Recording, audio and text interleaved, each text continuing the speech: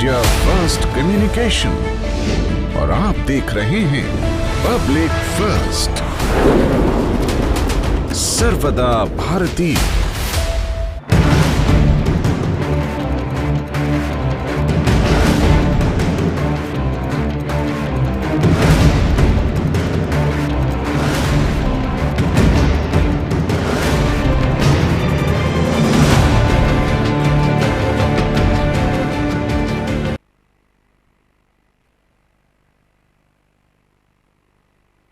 मैं हूं आशुतोष और आप देख रहे हैं पब्लिक फर्स्ट, सर्वदा भारतीय। आज पब्लिक फर्स्ट के विशेष कार्यक्रम भारत फर्स्ट में हम आपको बताएंगे अवंतिका नगरी उज्जैन के उस 1000 साल पुराने इतिहास को जो श्री महाकाल लोक के निर्माण के दौरान बाहर निकल आया था।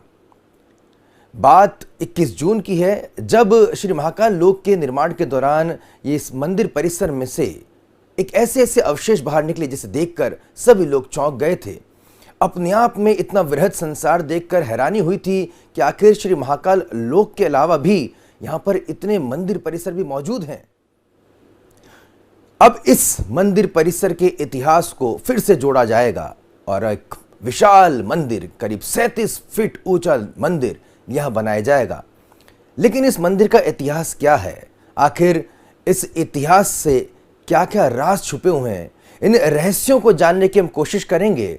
हमारे साथ उज्जैन से प्रसिद्ध ज्योतिषाचार्य पंडित मनीष शर्मा जी जुड़े हुए हैं। हम सबसे पहले पंडित मनीष शर्मा जी का पब्लिक फर्स्ट पे बहुत बहुत स्वागत करेंगे। पंडित जी, आपको बहुत बहुत स्वागत है।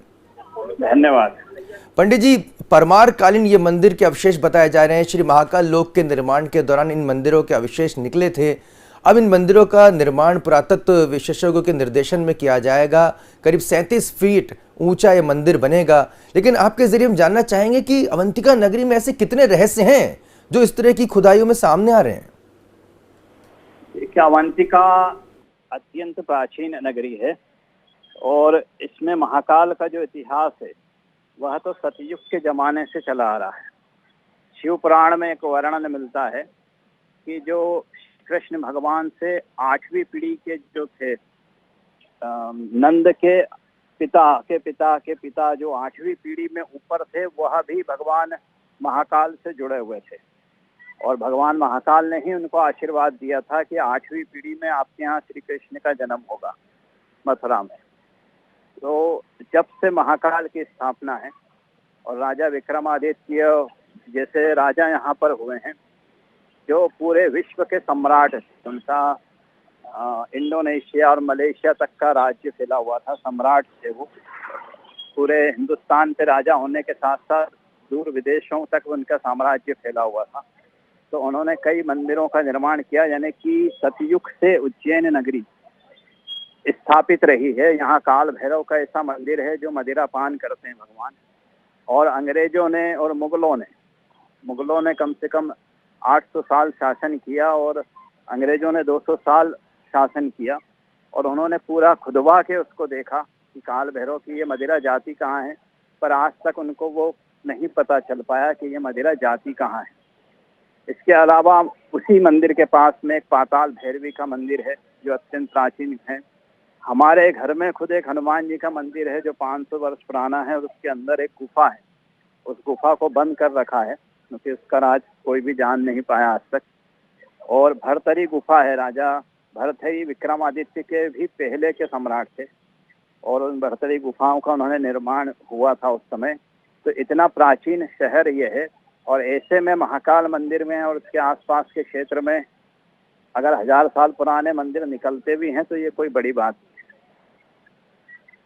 आप कह रहे हैं कि 1000 साल पुराने तो बहुत मामूली सी बात है, उससे भी ज्यादा पुराना इतिहास अवंतिका नगरी और उसके आसपास छुपा हुआ है। इन परमारकालीन मंदिरों की तो बिल्कुल निश्चित तौर पे जिस तरह की छटा निकलकर सामने आ रही है वो भी अपने आप में अद्भुत है। पंडित जी, बड़ी हैरानी होती है कि भरतरी जी की गुफा जिसका आप जिक्र कर रहे हैं और आप स्वयं बता रहे हैं कि आपके तो निवास के आसपास ही जो है करीब 500 साल पुराना मंदिर है। लेकिन अगर इन इतिहास को और थोड़ा खंगाला जाए तो इसमें किस तरह की अगर हम इस वर्तमान समय की बात करें, इन मंदिरों को सामने आने से और उनके इतिहास के उजागर होने से मौजूदा वक्त में वर्तमान समय में मानव को कितना इससे लाभ मिल सकता है?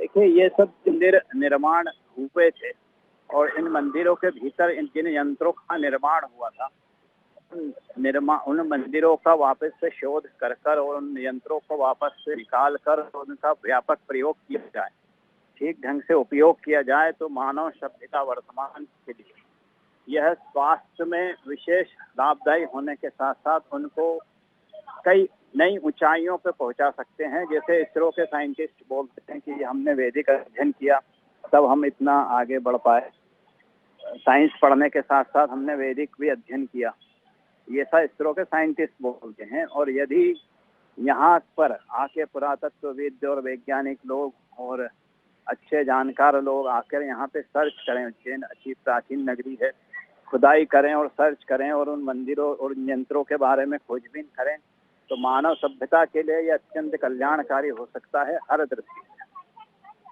सभ्यता के लिए कल्याणकारी हो सकता है। और जिस तरह से पंडित जी हमें याद है कि चंद्रयान की लॉन्चिंग के समय आप पब्लिक फर्स्ट के साथ हमारे दर्शकों के साथ मौजूद थे, आपने काफ़ी हमें मार्गदर्शन किया था।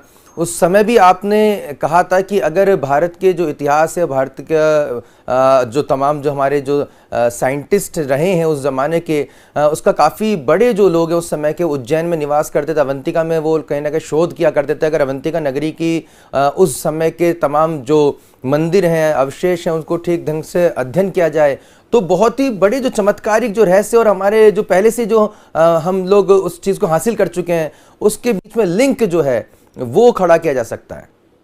बिल्कुल, जैसा वैदिकों में, जैसे अभी हमने चंद्रयान भेजा है और चंद्रयान चंद्रमा के पृष्ठ भाग पे गया है, मतलब जहाँ पे उजाला नहीं पड़ता है, तो पृष्ठ भाग हमारे वेदों में बताया गया है कि चंद्रमा का एक पृष्ठ भाग भी है। तो वेदों को करोड़ों साल पहले ये कैसे जानकारी थी कि चंद्रमा का पृष्ठ भाग है और उसके ऊपर पितरों का निवास है और कृष्ण पक्ष और शुक्ल पक्ष ये 14 दिन के होते हैं, 15 दिन के। तो चंद्रमा पर 15 दिन रात, 15 दिन उजाला रहता है।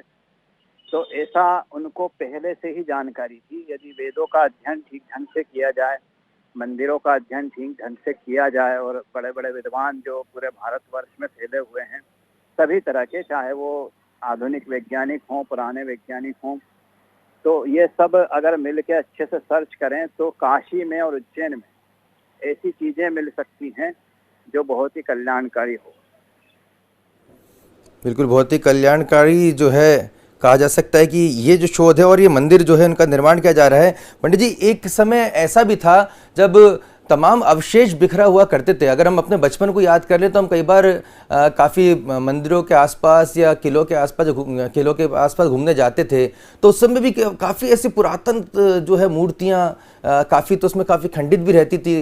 देखकर हैरानी होती थी कि इतना पुराना हमारा इतिहास है, इतना वैभवशाली इतिहास है, तो इसे सरकार क्यों नहीं सहेज रही। लेकिन अभी पिछले कुछ समय से हम देख रहे हैं कि सरकार न केवल इन सहेज रही है बल्कि नवनिर्माण भी कर रही है। हम देख रहे हैं श्री महाकाल लोक की स्थापना, काशी विश्वनाथ कॉरिडोर की स्थापना, अभी हाल ही में ओमकारेश्वर में आदि गुरु शंकराचार्य जी की 108 फीट ऊंची प्रतिमा की स्थापना, एकात्म लोक की स्थापना, श्री महाकाल लोक की स्थापना और अब नए सिरे से 1000 वर्ष पुराने परमारकालीन मंदिर की स्थापना। ये जो पहले कहा जाता था कि मंदिर बनाने से क्या होगा, मंदिर बनाने से पेट नहीं भरता है, लेकिन अब ये कहीं ना कहीं धारणा बदल रही है और इन मंदिरों के निर्माण से आसपास रोजगार का सृजन तो पहले से होना शुरू हो गया है। जी जी, हम भी उज्जैन में निवासी हैं और जब से महाकाल लोक की रचना हुई है यहाँ पे उज्जैन में लगभग 1.5 से 2 लाख पर्यटक और यात्री और धार्मिक जनता 1.5 से 2 लाख प्रतिदिन आती है और इससे हमारे क्षेत्र में, मतलब उज्जैन क्षेत्र में व्यापार की वृद्धि हुई, यातायात के साधनों के व्यापार में वृद्धि हुई, होटल और आसपास के जो रेस्टोरेंट वगैरह हैं उनके कामकाज में वृद्धि हुई है। अब जो पूजा पाठ कराने वाले ब्राह्मण लोग हैं उनके कामकाज में वृद्धि हुई है। तो इस प्रकार से व्यापार वृद्धि हुई, सरकारों ने इसको सहेजा और इसकी मंदिरों से क्या मिलेगा ये उनके लिए करारा जवाब है कि मंदिरों से ये मिलता है कि पर्यटक बढ़ते हैं, दर्शनार्थी बढ़ते हैं और उससे उस क्षेत्र के लोगों का व्यापार बढ़ता है और उस व्यापार बढ़ने से विकास होता है, धन की आवक होती है। तो ये सब करने से ये तो बढ़ेगा ही, साथ ही इसके साथ ही यह भी होगा कि हम हमारे पुराने ज्ञान को, धर्म को जान पाएंगे पुरानी मूर्तियां जो आतताई लोगों ने तोड़ दी थी, उस मूर्तियों के वापस पुनर्स्थापना करके उनकी रचना किस अनुपात में हुई है, उसको मंदिरों में किस तरह से स्थापित किया गया है और उसकी सूर्य की, चंद्रमा की रोशनियों से उसके ऊपर क्या प्रभाव पड़ता है। सूर्य बहुत ताकतवर ग्रह है और वो किस प्रकार से हमको एनर्जी दे सकता है, हमारे स्वास्थ्य के लिए, व्यापार के लिए, हमारी आगे की योजनाओं के लिए सूर्य बहुत ही उपयोगी हो सकता है। ऐसा मतलब अगर मंदिरों की खोज की जाए, जैसे साउथ में मंदिर है, वहाँ पर प्रॉपर अनुपात में, मतलब हर दिन उसके एक द्वार पर एक रोशनी पड़ती है। एक और मंदिर हमारे उज्जैन में ऐसा है कि जिस मंदिर के गर्भगृह में सूर्य की रोशनी जाती है, पर उसमें कोई छिद्र नहीं है, पर उसमें रोशनी सूर्य की आती है और आज तक कोई खोज नहीं पाया कि ये कैसे आती है। तो ये हमारा इतिहास था, ये हमारे कुशल कारीगरी थी और ऐसी ऐसी रचनाएं हमारे यहाँ।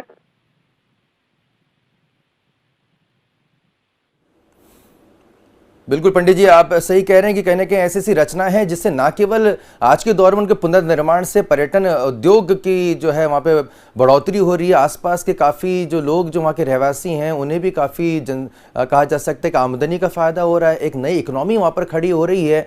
और विश्व में हम देखते हैं कि जब पीसा की मीनार को देखने के लिए करोड़ों जो है लोग पहुँचते, एफिल टावर को देखने करोड़ों लोग पहुँचते, लेकिन भारत के इतिहास को सिर्फ ताजमहल तक सीमित कर दिया गया। जबकि भारत के इतिहास को अगर खंगाला जाए और सिर्फ जिस भूखंड को वर्तमान में हम भारतवर्ष कह रहे हैं, जो कि पहले अगर उसको बड़े भाग में देखें तो अखंड भारत एक बड़ा एक भूभाग हुआ करता था विश्व पटल पर, लेकिन अगर सिर्फ इस भूभाग को भी देख ले जिसे 1947 से हम भारतवर्ष कहते हैं, तो वहां पर भी इतने बड़े पुराने जो है इतिहास है, एक से बढ़कर एक मंदिर है, एक से बढ़कर एक दिवाले हैं, जो न केवल पर्यटक के लिए दृष्टि से बेहद अच्छे हैं बल्कि साइंटिफिक है।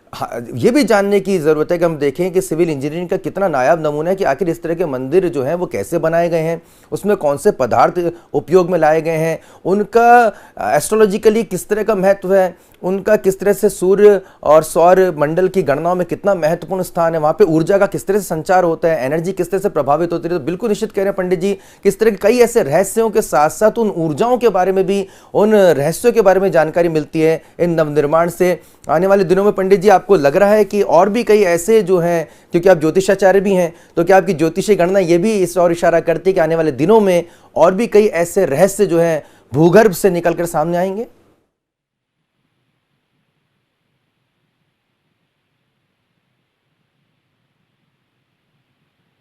मेरी आवाज पहुंच रही है?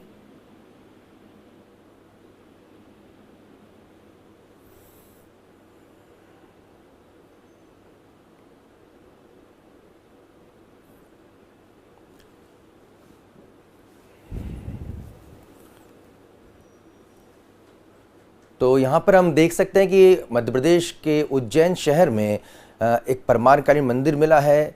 1000 वर्ष पुराना मंदिर है। हालांकि मंदिर श्री महाकाल लोक के निर्माण के दौरान, खुदाई के दौरान निकला था। अब इसे मंदिर बनाने का निर्णय लिया गया है। करीब इसे ये 37 फीट ऊंचा मंदिर बनेगा। इसको बनाने में करीब शुरुआती लागत 65 से 70 लाख रुपए आएगी। इसको लेकर जो है पुरातत्व विभाग के जो विशेषज्ञ हैं उनके निर्देशन में, साथ ही साथ पौराणिक मान्यताओं को देखते हुए इस मंदिर का निर्माण किया जाएगा। यानी कि श्री महाकाल लोक परिसर को बनाने के बाद और भी ऐसे अवशेष निकल कर आ रहे हैं। हैरानी होती है ना दर्शकों की, कितनी ऐसे हमारे इतिहास से हम सोचते थे कि कितना छोटा ये जो मंदिर है हमारे, कितने बड़े बड़े, लेकिन जिस तरह से इन कॉरिडोर का विस्तार हो रहा है, जिस तरह से मंदिरों को खोला जा रहा है, उनकी खुदाई हो रही है, तब जानकारी मिल रही है कि उन मंदिरों के ऊपर किस तरह से अतिक्रमण किया गया। पहले तो उन मंदिरों को क्यों तोड़ा गया, इस पे विषय पे अब तो हमारे देश में खुलकर चर्चा हो रही है कि आखिर क्या वजह थी इन मंदिरों को तोड़ने की, क्या वजह थी पुस्तकालयों को जलाने की, क्या वजह थी सनातन संस्कृति को ही खत्म करने की, क्या वजह थी सनातन संस्कृति के ज्ञान को जो है पूरी तरह से नष्ट भ्रष्ट करने की। तो अब ये तमाम जो बातें वो खुलकर सामने आ रही हैं। पंडित मनीष शर्मा जी हमें लगातार बता रहे हैं किस तरह से इस तरह के राज जो है वो खुलते जाएंगे। पंडित जी, क्या ज्योतिषीय गणना के हिसाब से, क्योंकि आप प्रसिद्ध ज्योतिषाचार्य भी हैं, आने वाले दिनों में भूगर्भ से और भी इसी तरह के मंदिर और भी ऐसे रहस्य उजागर हो सकते हैं और निकल सकते हैं? ये बिल्कुल निकलेंगे और अभी आगे इसके बारे में और भी खोजें जारी भी है। और अभी उज्जैन में एक विक्रमादित्य शोध पीठ संस्थान की रचना हुई है और इसका जो उद्घाटन है 22 तारीख को होगा। वो संस्था भी बहुत खोजबीन कर रही है विक्रमादित्य द्वारा बनाए गए अवशेषों और उनकी संरक्षण उनकी गुप्त विद्याएं जो भी वो जानते थे उन सब का उजागर किया जा रहा है। हमारे यहाँ पे विक्रमादित्य के नवरत्नों में एक रत्न थे वराहमिहिर, जिन्होंने 5 ज्योतिष ग्रंथों की रचना की है। वो उनके ऊपर भी शोध चल रहा है और उनके द्वारा रचित ग्रंथों को कैसे मनुष्य जीवन में लागू करके अच्छी अच्छी उपयोगी जानकारी निकाली जा सकती है, यह भी चल रही है खोज उज्जैन में। धन्यवाद पंडित मनीष शर्मा जी, हमसे चर्चा करने के लिए, हमसे बातचीत करने के लिए और एक महत्वपूर्ण जानकारी साझा करने के लिए। तो पब्लिक फर्स्ट के इस विशेष कार्यक्रम भारत फर्स्ट में हमने आपको दिखाया कि इस तरह से उज्जैन अवंतिका नगरी में एक महत्वपूर्ण मंदिर जो है एक बार फिर बाहर निकलकर सामने आ रहा है और वो जल्दी उसका निर्माण किया जाएगा। करीब 1 वर्ष लगेगा इसका निर्माण में, जो जानकारी निकल कर आ रही है। यानी कि कहा जा सकता है कि जिस तरह से उज्जैन में श्री महाकाल लोक का निर्माण हुआ, वो और विस्तार खुद ले रहा है। खुद भूगर्भ से जो है एक से बढ़कर एक रहस्य निकलकर सामने आ रहे हैं और अगर हम ज्योतिषाचार्य की माने तो ये बहुत ही मामूली रहस्य हैं। इससे भी हजारों साल पुराने जो रहस्य हैं वो आताताइयों के अत्याचार की वजह से, हमारी कमजोरी की वजह से जो हम नहीं बचा पाए। हम एक तरफ जरूर कहते हैं कि आताताइयों ने हमला किया, तोड़ दिया, लेकिन उस समय हम लोग क्यों कमजोर हुए, इस पर भी हमें चर्चा करनी चाहिए। क्यों हमने अपने अस्त्र शस्त्रों को त्याग दिया, क्यों हमने उनका मुकाबला नहीं कर पाए, क्यों हम सिर्फ जो है जो अपने मंदिरों के अवशेष को आज ढूंढते नजर आ रहे हैं। आज ये सिर्फ जो है सनातन संस्कृति की धरोहर नहीं, पूरे विश्व की धरोहर थी। आज हम कितने जो है अगर ये संस्कृतियां अगर नहीं मिटाई जाती तो इतिहास जो है आज कुछ और होता। आज पृथ्वी पर कितना हद तक विकास पहले इसकी तुलना में आगे बढ़ चुका होता। आज मानव जाति इतनी पिछड़ी नहीं होती। आज जिस को मॉडर्न टेक्नोलॉजी हम कहते हैं वो मॉडर्न टेक्नोलॉजी आखिर है नहीं, क्योंकि उससे भी बड़ी टेक्नोलॉजी, उससे भी आधुनिक टेक्नोलॉजी आज से कई हजार साल पहले भारतवंशियों के हाथ में मौजूद थी, सनातन संस्कृति के हाथ में मौजूद थी। उसे इन मंदिरों के जो टूटे अवशेष हैं उनके जरिए हम समझ पा रहे हैं, हम जान पा रहे हैं। और अब वक्त है इस न केवल इन मंदिरों को, इन तमाम जो हमारी विरासतों को सहेजने का, बल्कि उनसे समझने का, उनसे और प्रेरणा लेने का और अपने शोध कार्य को आगे बढ़ाने का। तो इसके लिए देखते रहिए हमारा विशेष कार्यक्रम भारत फर्स्ट। लेकिन पब्लिक फर्स्ट पर समाचारों का सिलसिला लगातार जारी है। अपने मित्र आशुतोष को दीजिए इजाजत। देखते रहिए पब्लिक फर्स्ट, सर्वदा भारतीय।